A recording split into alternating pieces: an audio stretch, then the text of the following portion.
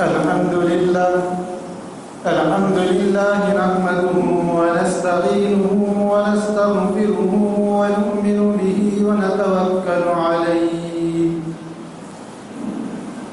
ونعوذ بالله من شرور أنفسنا ومن سيئات أعمالنا. أما بعد فأعوذ بالله من الشيطان الرجيم. بسم الله الرحمن الرحيم.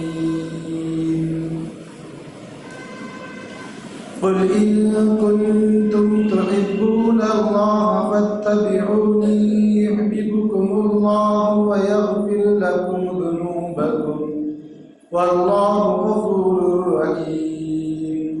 وقال النبي صلى الله عليه وسلم: من تمسك بسنتي عند فساد أمتي فله أجر 100 شهيد.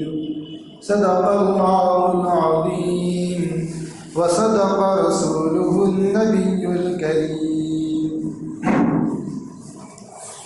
معزز سامعین اعزام، ربیع الاول کا مہینہ چل رہا ہے اور ربیع الاول کی 8 تاریخ ہے آج. ربیع الاول کے مہینے کو امت محمدیہ سے بڑی نسبت ہے، اور نسبت اس وجہ سے ہے کہ اسی مہینے میں نبی کریم صلی اللہ علیہ وسلم کی ولادت باسعادتہ ہوئی. اسی مہینے کے اندر نبی کریم صلی اللہ علیہ وسلم کو اس روئے زمین کے اوپر مبعوث کیا گیا، یعنی اس دنیا کے اندر بھیجا گیا. اسی لیے یہ مہینہ امت کے لیے بڑا اہم مہینہ ہے، کیونکہ اس میں نبی کریم صلی اللہ علیہ وسلم کی ولادت باسعادتہ ہوئی.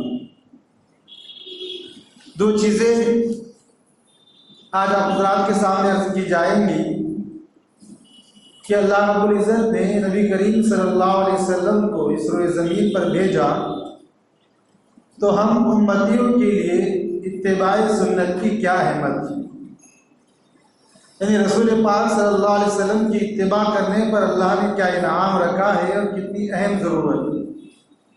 دوسری چیز عرض کی جائے گی کہ نبی کریم صلی اللہ علیہ وسلم کے ساتھ ہمارا عقیدہ کیسا ہونا چاہیے، کیونکہ جب نبی سے ہمارا عقیدہ درست ہوگا تبھی ہر عمل پر اللہ رب العزت اجر و ثواب عطا فرمائیں گے. یہ 2 باتیں آپ حضرات کے سامنے عرض کی جائیں گی کہ اتباع سنت کے فوائد کیا ہے اور نبی کریم صلی اللہ علیہ وسلم کے ساتھ ہمارا عقیدہ کیسا ہونا چاہیے. یاد رکھیے، اللہ رب العزت نے نبی کریم صلی اللہ علیہ وسلم کو اس روئے زمین پر مبعوث فرمایا کیونکہ نبی کریم صلی اللہ علیہ وسلم ہی کی وجہ سے اللہ نے کائنات بنائی. آپ صلی اللہ علیہ وسلم کے جیسے بہت سارے لقب ہیں، ایسی ایک لقب یہ کہ آپ وجہ تخلیقی کائنات ہیں، یعنی آپ ہی کی وجہ سے اللہ نے کائنات کو تخلیق فرمائی ہے، پیدا فرمایا. اگر نبی کریم صلی اللہ علیہ وسلم کو بھیجنا نہ ہوتا اس روئے زمین پر، اللہ رب العزت کبھی جو ہے اس دنیا کو نہیں بناتا. آپ صلی اللہ علیہ وسلم وجہ تخلیقی کائنات. اور نبی کریم صلی اللہ علیہ وسلم کی سیرت طیبہ ایسی ہے کہ آج تک ہزاروں نہیں بلکہ سینکڑوں لوگوں نے نبی کریم صلی اللہ علیہ وسلم کی سیرت بیان فرمائی ہے، لیکن اب تک کسی نے یہ دعویٰ نہیں کیا، کسی مصنف نے، کسی مقرر نے، کہ میں نے نبی کریم صلی اللہ علیہ وسلم کی تمام سیرت کو لکھ دیا، یعنی تمام سیرت کو بیان کر دیا. اب تک کسی نے دعویٰ نہیں کیا، اس لیے کہ نبی کریم صلی اللہ علیہ وسلم کی سیرت طیبہ ایک قطرہ، یعنی گہرا سمندر. ایک کتاب لکھی گئی ہے نبی کریم صلی اللہ علیہ وسلم کی سیرت کے متعلق، جو 18 جلدوں کے اندر نبی کریم صلی اللہ علیہ وسلم کی سیرت طیبہ ہے. اس 18 جلدوں کے اندر اس مصنف نے صرف یہی چیز لکھی ہے کہ اب تک نبی کریم صلی اللہ علیہ وسلم کی سیرت پر کون کون سی کتابیں لکھی گئی ہے اور اس میں کیا بیان کیا گیا ہے. ایک ایک صفحے پر ایک ایک کتاب کا تذکرہ فرمایا، اور اب تک اس روئے زمین پر کتنے لوگوں نے کتابیں لکھی ہے، صرف انہی کا نام اور کون سی کتابیں اس میں کیا چیز بیان کی گئی ایک صفحے کے اندر لکھ رہا، اور لکھتے گئے 18 جلدیں ذخیر کے ذخیر، ایک ایک جلد دو ہزار صفحات کے قریب بن چکی ہے، تب جا کر خالی وہ چیز مرتب ہوئی کہ اب تک کتنی چیزوں نے، کتنے لوگوں نے نبی کی سیرت پر کون سی کتابیں لکھی۔ وہ تو اس صاحب کے علم میں جتنا تھا انہوں نے اتنا لکھا، اس کے بھی آگے لوگوں نے بہت سارا لکھا، تو اس علم کے حصے میں نہیں آ سکا۔ اس لیے نبی کریم صلی اللہ علیہ وسلم کی وہ سیرت بڑی جو ہے اسرار و رموز سے بھرپور ہے کہ آج تک کوئی انسان ہوئے زمین پر یہ نہیں آیا کہ اس نے کہا کہ میں نے نبی کی سیرت کو مکمل لکھا، یعنی میں نے نبی کی سیرت کو مکمل بیان فرمایا۔ اسی لیے ایک عربی شاعر تھے جنہوں نے 40 سال تک نبی کریم صلی اللہ علیہ وسلم کے شان میں اشعار لکھے، اور جب انہوں نے آخری اشعار نبی کریم صلی اللہ علیہ وسلم کی شان میں لکھا، جس کا ترجمہ ایک اردو شاعر نے فرمایا کہ تھکی ہے فکر رسا مدح باقی ہے، قلم آملہ پا مدح باقی ہے، ورق تمام ہوا مدح باقی ہے، عمر تمام لکھا مدح باقی ہے۔ یعنی اس کا ترجمہ ایک اردو شاعر نے کہا کہ تھکی ہے فکر رسا مدح باقی ہے، یعنی میری سوچ ختم ہو چکی ہے، تھک چکی ہے، لیکن اللہ کے نبی کی مدح باقی ہے۔ قلم ہے آملہ پا مدح باقی ہے، کہ میرا قلم سوکھ چکا ہے لیکن ابھی بھی اللہ کے نبی کی مدح باقی ہے۔ عمر تمام لکھا مدح باقی ہے، میں جب سے مجھ کو ہوش آیا اس وقت سے میں اشعار لکھ رہا ہوں، یہاں تک کہ بوڑھا ہو چکا ہوں نبی کے شان میں، لیکن ابھی بھی اللہ کے نبی کی مدح باقی ہے۔ یعنی اللہ کے نبی کریم صلی اللہ علیہ وسلم کی سیرت طیبہ آج تک کامل طور سے نہ کسی نے بیان کیا، نہ کسی نے تحریر فرمایا، اور اس وجہ سے کہ نبی کی شان وراء الورا ہے، یعنی بالکل نبی کی سیرت ایک اتھاہ گہرا سمندر ہے۔ اور اللہ رب العزت نے نبی کریم صلی اللہ علیہ وسلم کو اس روئے زمین پر بھیجا، تو یاد رکھیے کہ اللہ رب العزت نے بہت ساری مخلوقات کو پیدا فرمایا، انسان کو جو نعمتیں عطا فرمائی وہ بے شمار ہیں۔ اللہ نے سورج بنایا، چاند بنایا، رات ہوتی ہے پھر دن نکلتا ہے، آسمان و زمین اللہ نے بنائی، 18,000 مخلوقات اللہ نے بنائی، لیکن کبھی اللہ نے انسان کو قرآن میں یہ مخاطب کر کے نہیں فرمایا کہ اے لوگوں میں نے فلاں چیز تمہارے لیے بنائی ہے، میں نے تم پر احسان کیا ہے۔ اللہ نے کبھی ایسا نہیں فرمایا۔ پورے قرآن کریم کے اندر 21ویں پارے میں صرف اللہ نے ایک جگہ یہ فرمایا کہ اے لوگوں میں نے فلاں چیز تمہارے درمیان میں بنائی ہے، بھیجی ہے، اب میں نے تم پر احسان فرمایا۔ جب اللہ رب العزت کو نبی کریم صلی اللہ علیہ وسلم نے اس روئے زمین پر پیدا فرمایا، بھیجا، اس وقت اللہ نے یہ ذکر فرمایا لقد من اللہ علی المؤمنین اذ بعث فیہم رسولا، البتہ کہ مومنوں پر اللہ نے احسان فرمایا، اذ بعث فیہم رسولا، کہ ان کے درمیان اپنے رسول کو بھیج دیا۔ یعنی اللہ نے جب اپنے رسول کو بھیجا تو فرمایا کہ اے لوگوں، ہم نے تمہارے اوپر احسان فرمایا ہے کہ وہ چیز جو ہمارے خزانے میں تھی، یعنی محمد صلی اللہ علیہ وسلم، اس کو بھی اب ہم نے تمہارے درمیان میں بھیج دیا ہے، اس لیے ہم نے تمہارے اوپر احسان فرمایا۔ اللہ نے یہاں پر احسان جتلایا۔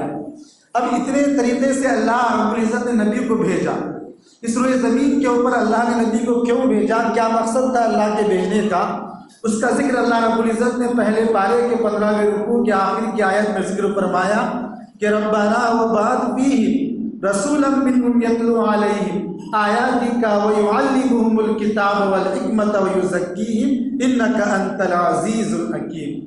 اس میں اللہ کے نبی کی بعثت کا مقصد بیان فرمایا ہے کہ اللہ رب العزت نے اپنے نبی کو کیوں بھیجا۔ فرمایا نبی کی اس روئے زمین پر مبعوث ہونے کے 3 مقصد جو اللہ نے بھیجا، جس کا ذکر اللہ نے قرآن میں کیا کہ ربنا وبعث فیہم رسولا منہم، کہ ہم نے اپنا رسول تمہارے درمیان میں بھیجا، یتلو علیہم آیاتک، تاکہ وہ تم کو ہماری آیتیں پڑھ کر سنائیں قرآن کریم کی۔ یہ پہلا مقصد ہے بعثت کا کہ ہم قرآن کی آیتیں تم کو پڑھ کر سنائیں۔ وَيُعَلِّمُهُمُ الْكِتَابَ وَالْحِکْمَةَ، اور تمہیں حکمت اور کتاب کی باتیں سے علم سکھائے، یہ دوسرا مقصد ہے۔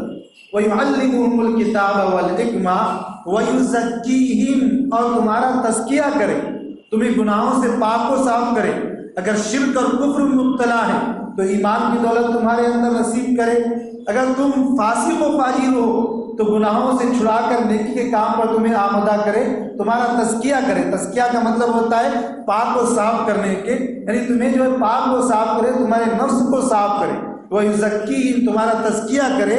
یہ بعثت کے 3 مقصد ہیں، ایک تو قرآن کریم کی آیت کی تلاوتیں کر کر سنانا، دوسرے علم و حکمت کی باتیں یہ سکھانا، تیسرے انسانوں کا نفس تزکیہ کرنا، ان کے نفس کو سدھارنا۔ اسی لیے قرآن کریم اگر کوئی انسان سمجھ کر پڑھے تب بھی ثواب ملتا ہے، اگر بغیر سمجھے پڑھے تب بھی اس کو ثواب ملتا ہے، کیونکہ یہ بعثت مقصد میں سے۔ اللہ کے نبی کا بھی ایک مقصد بعثت کا یہی ہے کہ وہ قرآن کی آیتیں تلاوت کر کے سنائے، قرآن کی آیتیں پڑھ کر سنائے۔ اس لیے اگر کوئی انسان یہ کہتا کہ قرآن کریم سمجھ ہی کے پڑھ کر پڑھنا ضروری ہے، بغیر سمجھے اس کا ثواب نہیں ہے، فرمایا کہ اس کی یہ بات غلط ہے۔ نبی کی بعثت کا مقصد بھی تلاوت ہے، اگر کوئی انسان تلاوت کرتا ہے تب بھی اسے ثواب ملتا ہے۔ سمجھنا بھی انسان کے لیے ضروری ہے کہ قرآن کی آیتوں کو سمجھے کہ اللہ نے فلاں فلاں آیات میں مجھے کیا حکم دیا ہے۔ قرآن کی ہر آیت نبی کی ہر امتی کے لیے ایک پیغام دیتی ہے، اس کا سمجھنا بھی ضروری ہے، لیکن بغیر سمجھے بھی اللہ اس کو ثواب دیتا ہے۔ یہ 3 مقصد اللہ رب العزت نے قرآن کریم نبی کے بعثت کے بیان فرمایا، اور نبی کے بعثت کا مقصد نبی نے اپنے زبان سے ظاہر فرمایا، قرآن کی آیتیں پڑھ کر کہ اللہ نے مجھے ان مقاصد کے لیے بھیجا ہے۔ اور انسان نبی کریم صلی اللہ علیہ وسلم کی محبت کو اس وقت پا سکتا ہے جب نبی کریم صلی اللہ علیہ وسلم سے کی اتباع کرے۔ اس کا ذکر اللہ رب العزت نے سورہ آل عمران کی آیت نمبر 31 میں فرمایا، اور فرمایا کہ قُلْ إِن كُنتُمْ تُحِبُّونَ اللَّهَ، اے نبی کریم صلی اللہ علیہ وسلم آپ کہہ دیجئے ان کنتم تحبون اللہ، اگر تم اللہ سے محبت کرتے ہو، فاتبعونی، تو میری اتباع کرو، یحببکم اللہ، تو اللہ بھی تم سے محبت کرے گا، یغفر لکم ذنوبکم، اور اللہ تمہارے گناہوں کو معاف کر دے گا۔ یہاں اللہ نے نبی کی اتباع کا حکم دیا اور فرمایا کہ دیکھو اگر تم یہ چاہتے ہو کہ اللہ تم سے محبت کرے تو تمہارے لیے ضروری ہے کہ تم نبی کی اتباع کرے، نبی کی سنتوں کو اپنائے، نبی کی پیروی کرے، نبی کی اتباع کرے۔ قُلْ إِن كُنتُمْ تُحِبُّونَ اللَّهَ فَاتَّبِعُونِي، تو کیا ہوگا؟ یحببکم اللہ، تو اللہ بھی تمہاری سے محبت کرے گا۔ اور کوئی انسان کامل اس روئے زمین پر ایسا نہیں ہے کہ وہ کامل اللہ کے نبی کی سنتوں پر عمل کرے، اس لیے کبھی کبھی کوئی سنت چھوٹ جائے تو یہ نہ سمجھنا کہ تم نے گناہ کیا ہے، بلکہ تم اللہ کے سامنے توبہ استغفار کرنا، یغفر لکم ذنوبکم، آگے اللہ نے فرمایا اللہ تمہارے گناہوں کو معاف کرے گا، واللہ غفور الرحیم، اللہ گناہوں کو معاف کرنے والا ہے۔ تو نبی کریم صلی اللہ علیہ وسلم کی محبت، اللہ کی محبت، یہ نبی کریم صلی اللہ علیہ وسلم کی اتباع ہے، اور اتباع کے مطلب ہوتا ہے پیروی کرنا، نبی کی ہر بات کو ماننا، ہر بات پر عمل کرنا، اس کے نام ہوتا ہے اتباع، کہ ہم نبی کی ہر بات کو مانیں۔ قرآن کریم میں بہت سے مقامات پر اللہ نے اس کا ذکر فرمایا۔ اللہ فرماتے ہیں قُلْ أَطِیعُوا اللَّهَ وَأَطِیعُوا الرَّسُولَ، اطاعت کرو اللہ کی اور اس کے رسول کی۔ اگر کوئی رسول کی اتباع کرے گا، اطاعت کرے گا، وہ ایسا جیسے اس نے اللہ کی اطاعت کی، اللہ کی اتباع کی۔ اللہ نے فرمایا مَا آتَاكُمُ الرَّسُولُ فَخُذُوهُ وَمَا نَهَاكُمْ عَنْهُ فَانْتَهُوا، جو تمہیں رسول دے اس کو پکڑ لو اور جسے تمہیں منع کرے اسے چھوڑ دو۔ اللہ نے فرمایا مَن يُطِعِ الرَّسُولَ فَقَدْ فَازَ فَوْزًا عَظِیمًا، جو اللہ اس کے رسول کی اتباع کرتا ہے وہ کامیابی کے دہلیز پر پہنچتا ہے۔ اللہ نے فرمایا مَن يُطِعِ اللَّهَ وَالرَّسُولَ، جو کوئی رسول کی اطاعت کرے گا، فَأُولَٰئِکَ مَعَ الَّذِینَ فَأُولَٰئِکَ مَعَ النَّبِیِّینَ وَالصِّدِّیقِینَ وَالشُّہَدَاءِ وَالصَّالِحِینَ، تو جو رسول کی اطاعت کرے گا وہ نبی کے ساتھ میں ہوگا اور شہداء کے ساتھ میں ہوگا، صدیقین کے ساتھ میں ہوگا۔ نبی کریم صلی اللہ علیہ وسلم نے بے شمار آیات ہیں قرآن کریم میں، اللہ رب العزت نے بہت سی جگہ فرمایا وَأَطِیعُوا اللَّهَ وَأَطِیعُوا الرَّسُولَ وَأُولِي الْأَمْرِ مِنْکُمْ، اطاعت کرو اللہ کی، اس کے رسول کی، وَأُولِي الْأَمْرِ مِنْکُمْ، اور صحابہ کی جو نبی کے وارثین ہیں، جو نبی کے جانشین ہیں، جو نبی کے علم کو پہنچانے والے ہیں، ان کی بھی اتباع کرو۔ اللہ نے قرآن کریم میں بہت سی جگہ پر اتباع کا حکم دیا۔ احادیث کے اندر دیکھا جائے اللہ کے نبی نے فرمایا کہ من احبنی، کہ جو انسان مجھ سے محبت کرتا ہے، من احب سنتی، تو وہ انسان کی سنتوں سے بھی محبت کرے گا، اور جو میرا محبوب بنے گا، فرمایا کہ کان معی فی الجنہ، کہ وہ جنت میں میرے ساتھ ہو۔ ایک حدیث میں اللہ کے نبی نے فرمایا من تمسک بسنتی عند فساد امتی فلہ اجر 100 شہید، کہ اگر کوئی انسان میری سنت کو ایسے وقت پر کسی ایک سنت پر عمل کرتا ہے جب بالکل فساد کا دور ہو اور وہ سنت چھوڑی جا رہی ہو، اور اس وقت وہ انسان سنت پر عمل کرتا ہے، فَلَهُ أَجْرٌ 100 شہید، تو اللہ اسے 100 شہیدوں کا اجر عطا فرماتا ہے۔ یہ نبی کی اتباع پر اللہ رب العزت نے بے شمار حدیثیں رکھی ہے۔ اس حدیث پاک کا مطلب بعض لوگ غلط سمجھتے ہیں کہ اگر کوئی انسان ایک حدیث پر عمل کرے، ایسے وقت میں ایک سنت پر عمل کرے جب لوگ اس سنت کو چھوڑ رہے ہیں، تو اللہ اس کو 100 شہیدوں کا ثواب عطا فرماتا ہے۔ تو یہ سمجھتے ہیں کہ جب انسان جو ہے میدان جہاد میں آتا ہے، اس کے بعد شہید ہوتا ہے، تو ایک سنت پر اسے 100 شہیدوں کا ثواب مل رہا ہے، تو لوگ کہتے ہیں کہ وہ عمل کر کر کیا فائدہ؟ یعنی جب ایک سنت پر 100 شہیدوں کا ثواب مل رہا ہے، تو پھر وہ شہید تو جس نے سب کچھ قربان کر کے جام شہادت کو نوش فرمایا، کہ اس سے بلند اس کا مقام ہوتا ہے؟ فرمایا کہ اس کا مطلب یہ نہیں ہے۔ ایک ہوتا ہے ایک انسان کے ثواب کی مقدار، اور ایک ہوتا ہے انسان کے مقام و مرتبہ، اس کا تقدس۔ ایک ہوتا ہے تقدس اور ایک ہوتا ہے ثواب کی مقدار۔ فرمایا کہ ایک شہید کو جو ثواب مل رہا ہے، فرمایا کہ ایک شہید کا جو ثواب ہے، وہ ثواب اللہ رب العزت ایک سنت زندہ کرنے والوں کو دیتا ہے، لیکن ایک شہید کا جو مقام ہوتا ہے، اللہ اسے یہ مقام نہیں دیتا، اسے وہ مقام دیتا ہے۔ شہید کا کیا مقام ہے؟ فرمایا کہ شہید کا یہ مقام ہے کہ وہ کل 70 آدمیوں کے بارے میں شفاعت کرے گا، جس کے لیے جہنم میں جانے کا اللہ نے فیصلہ کر دیا ہوگا۔ اللہ اس کی شفاعت کی وجہ سے شہید کی ان 70 لوگوں کو جہنم سے نکال کر جنت میں ڈالے۔ تو فرمایا کہ ایک سنت پر عمل کرنے والے کو اللہ رب العزت یہ مقام نہیں دے گا۔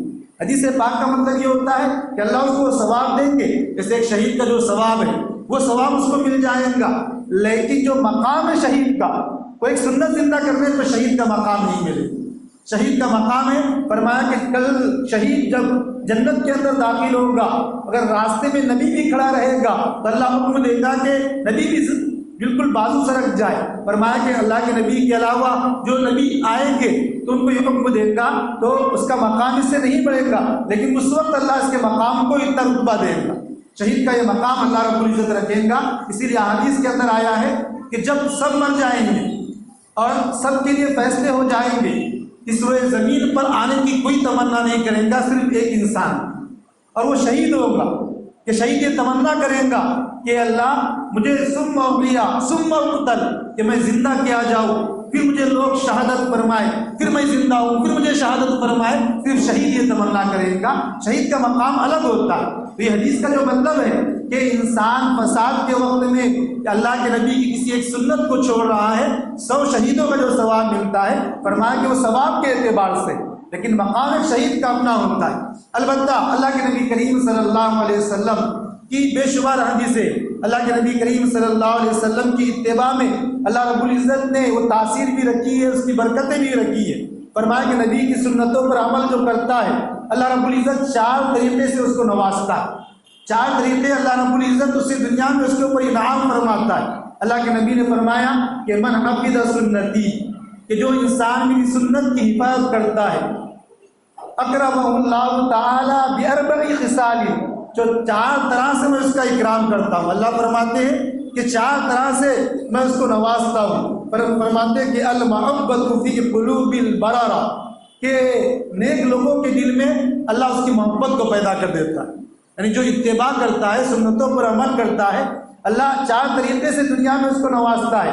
المحبۃ فی قلوب البررہ، کہ نیک لوگوں کے دلوں میں اس کی محبت کو بٹھا دیتا ہے۔ والہیبۃ فی قلوب الفجرہ، جو کافر ہوتے ہیں، فاجر ہوتے ہیں، فاسق ہوتے ہیں، ان کے دل کے اندر اللہ اس کی ہیبت کو بٹھا دیتا ہے۔ یاد رکھیے جو کامل سنت والا ہوگا، کافر اور فاسق اس کو دیکھ کر گھبراتا ہے۔ یہ اللہ کے نبی کی حدیث ہے کہ المحبۃ فی قلوب البررہ، نیک دلوں، نیک انسان، نیک دلوں کے اندر محبت کو بٹھا دے گا۔ والہیبۃ فی قلوب الفجرہ، اور اللہ فاجر فاسق کے دل و دماغ میں اس کی ہیبت کو بٹھا دے گا۔ اور فرمایا والسعۃ فی الرزق، اللہ اس کے رزق کے اندر برکت دے گا۔ وَالثِّقَةُ فِي الدِّينِ، اور چوتھا اللہ کے نبی نے فرمایا اللہ اس کو دین پر ثابت قدم فرمائے گا۔ دنیا کے اندر کتنے بھی حوادث آئے، کتنے بھی جو ہے حالات بدلے، لیکن سنت کی برکت سے اللہ اس کو ایسے دین پر قائم رکھے گا کہ اگر پوری دنیا کفر سے بھر جائے تب بھی وہ اپنے اسلام کے اوپر باقی رہے۔ فرمایا کہ 4 چیزوں سے اللہ نوازتا ہے۔ ایک تو نیک لوگوں کے دلوں میں محبت کو بٹھاتا ہے، فاجر کافر کے دل میں اللہ ہیبت کو بڑھ دیتا ہے، اور پھر فرمایا کہ اللہ اس کے رزق میں وہ برکت دیتا ہے، اور اللہ رب العزت دین پر اس کو استقامت نصیب فرماتا ہے۔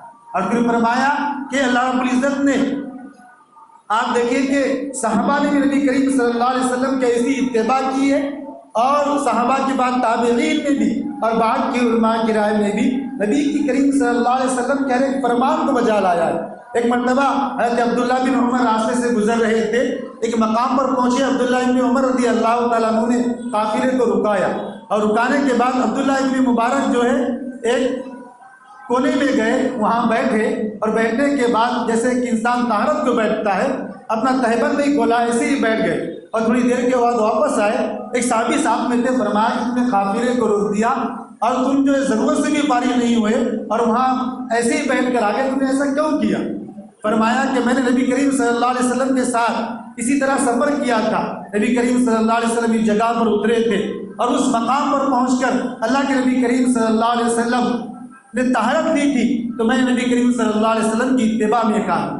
اللہ کے نبی کریم صلی اللہ علیہ وسلم ایک مرتبہ صحابہ کو مسجد نبی میں بیٹھنے کا حکم دے رہے تھے۔ ایک صحابی تھے حبشی، وہ مسجد نبی کی طرف آ رہے تھے، اللہ کے نبی نے صحابہ کو فرمایا کہ اجلسوا، بیٹھ جاؤ۔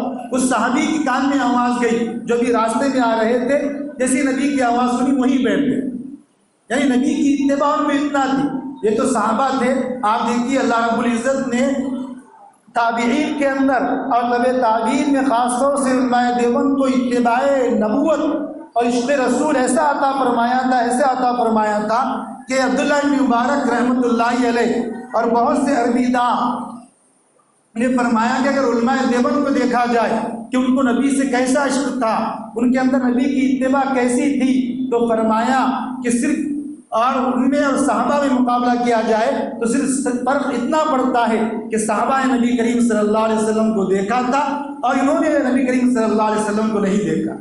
اسی لیے ان کے اگر مثالیں دیکھیں، حضرت مولانا حجت الاسلام حضرت مولانا قاسم نانوتوی رحمۃ اللہ علیہ جنہوں نے دارالعلوم دیوبند کو قائم فرمایا، اتنی اتباع رسول تھی، نبی کریم صلی اللہ علیہ وسلم کی اتنی محبت تھی اور ایسی سنتوں پر عمل کرتے تھے کہ جب انگریز کا دورہ تھا اور آپ کو پکڑنے کا وارنٹ جاری ہو چکا تھا، جب آپ کو معلوم ہوا کہ انگریز نے آپ کے پیچھے جو ہے اپنی پولیس لگا دی ہے اور آپ کو گرفتاری کا وقت قریب ہے، تو آپ کو گرفتار کر کے لے کر جائیں گے، تو وہ ایک جگہ پر جا کر چھپ گئے، یہاں تک کہ 1 دن گزرا، 2 دن گزرے، 3 دن گزرے۔ لوگوں نے سمجھا کہ چند مہینے تک حضرت یہیں قیام فرمائیں گے، اس کے بعد کہیں اور دوسری جگہ جائیں گے، لیکن جیسے ہی 3 دن گزرے وہ اس مکان سے باہر نکل گئے۔ بہت سے لوگوں نے کہا کہ آپ کے پیچھے انگریز لگے ہوئے ہیں اور ابھی آپ اس کمرے میں رہیے، لیکن انہوں نے فرمایا کہ میں انگریز کے ڈر سے اس لیے نہیں چھپاتا کہ مجھے انگریز کا ڈر ہے، بلکہ میں نے نبی کریم صلی اللہ علیہ وسلم کی ہجرت کے سفر کو پڑھا ہے۔ اللہ کے نبی کریم صلی اللہ علیہ وسلم نے جب ہجرت کی، آپ غار ثور کے اندر 3 دن رہے، مجھے یہ لگا کہ آج نبی کی سنت پر عمل کا وقت ہے، اس لیے میں بھی 3 دن جو ہے نبی کی اتباع میں، نبی کی سنت میں 3 دن روز پوچھ رہا ہے، میں ان کافروں سے ڈر کر نہیں رہا، یعنی نبی کی اتباع اتنی تھی۔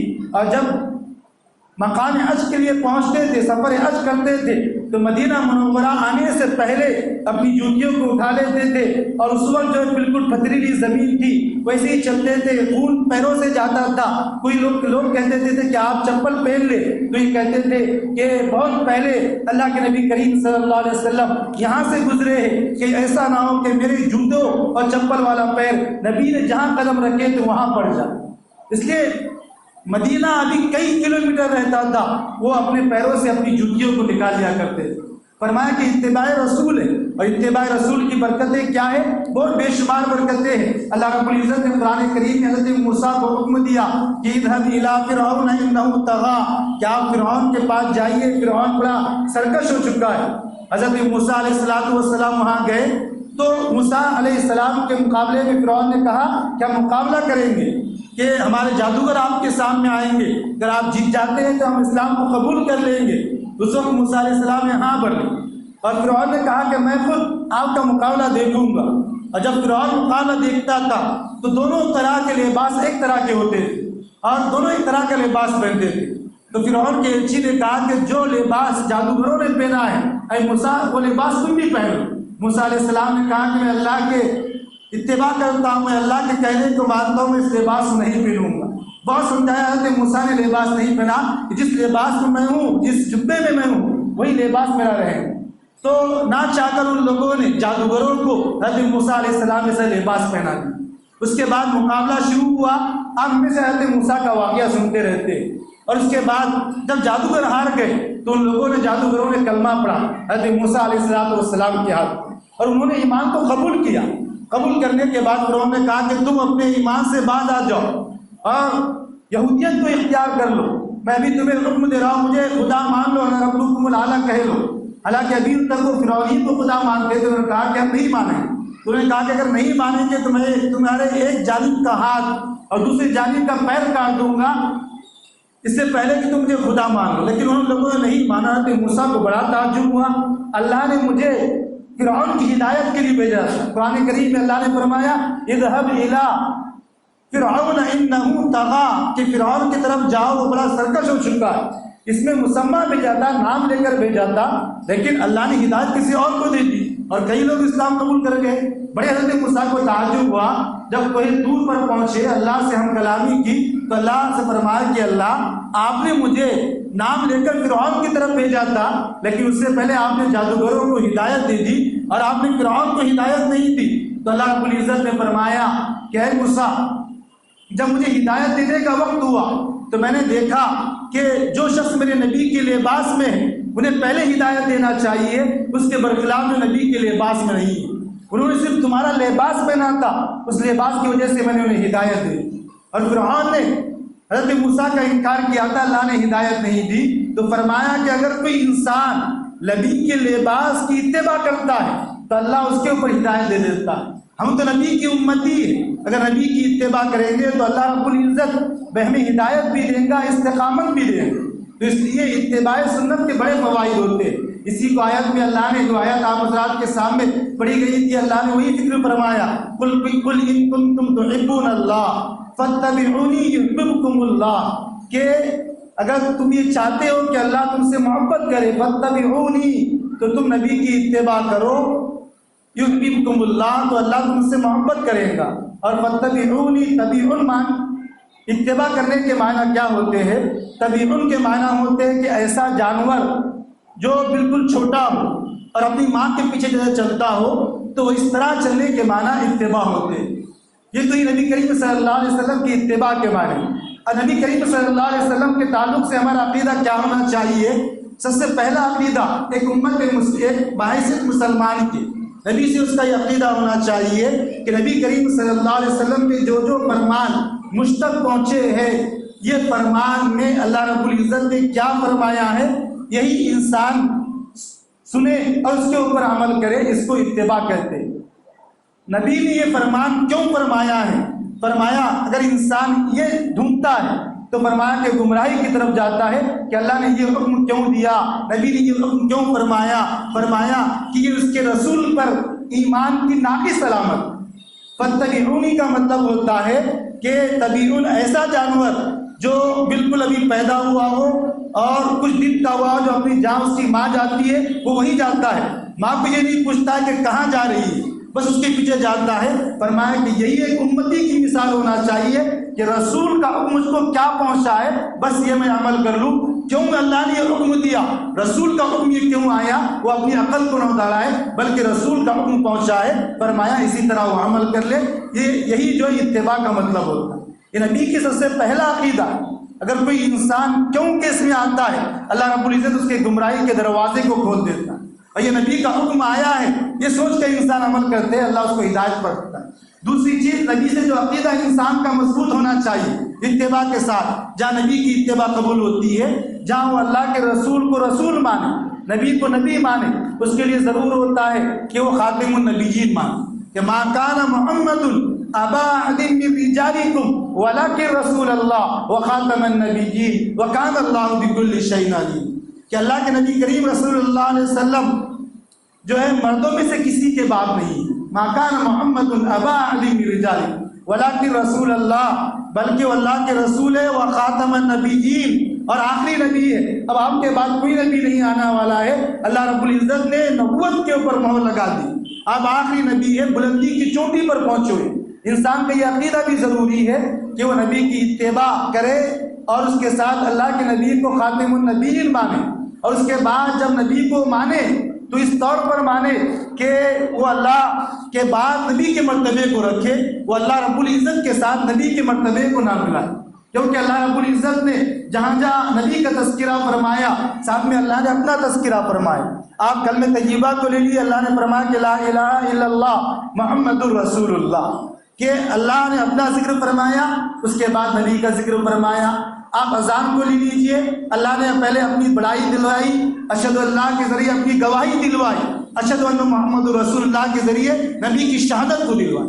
یعنی اللہ نبی کا مرتبہ ہے، لیکن اللہ رب العزت کے بعد ہمیں کچھ وہ لوگ ہوتے ہیں جو نبی کریم صلی اللہ علیہ وسلم کو اللہ کے برابر کر دیتے، تو فرمایا کہ اگر اس کو یوں سمجھنا ہے تو انسان اس شعر کو سمجھے کہ ہر ابتدا سے پہلے ہر انتہا کے بعد، ہر ابتدا سے پہلے ہر انتہا کے بعد ذات نبی بلند ہے ذات خدا کے بعد، یعنی ہر ابتدا سے پہلے، ابتدا کہتے ہیں کہ جیسے یہ مسجد ہے، اب یہاں سے یہ آغاز ہو رہی ہے ابتدا ہے، جہاں ختم ہو رہی ہے وہ انتہا ہے، یعنی یہ روئے زمین ہو، اللہ کی تعریف ہو، جو بھی چیز ہو، ہر ابتدا سے پہلے ہر انتہا کے بعد جہاں ختم ہو رہا ہو، ذات نبی بلند ہے ذات خدا کے بعد، یعنی نبی کی ذات بلند ہے خدا کی ذات کے بعد، نہ خدا کے برابر نہ خدا سے پہلے، ہر ابتدا سے پہلے ہر انتہا کے بعد ذات نبی بلند ہے ذات خدا کے بعد۔ دنیا میں جس قدر بھی احترام کے قابل ہے لوگ، میں سب کو مانتا ہوں مگر مصطفیٰ کے بعد، یعنی جتنے بھی لوگ اس روئے زمین پر آئے ہیں، میرا یہ ایمان و عقیدہ ہے کہ سب معزز ہے، لیکن سب سے معزز میں سب کو مانتا ہوں لیکن مصطفیٰ کے بعد۔ اللہ کے نبی کا مقام سب سے بڑا ہے، لیکن اللہ رب العزت کے بعد یہ انسان کا تیسرا عقیدہ ہونا چاہیے کہ وہ نبی کی اتباع کیوں کہہ کر نہ مانے، بلکہ اللہ کا حکم نبی کی اتباع کہہ کر مانے، خاتم النبیین کہہ کر مانے، یہ دوسرا عقیدہ ہونا چاہیے۔ اور تیسرا عقیدہ انسان کا یہ رہنا چاہیے کہ محبت بھی اس کے ہر درجے میں لازم ہو، وہ وہ نبی کو اللہ کے درجے میں لا کر نہ کھڑا کرے، بلکہ نبی اللہ کے بعد اس کا عقیدہ سب سے زیادہ محبت اس کو اپنے نبی سے ہونا چاہیے۔ اللہ رب العزت سے دعا ہے کہ اللہ رب العزت ہم سب کو جو ہے عمل کی توفیق دے۔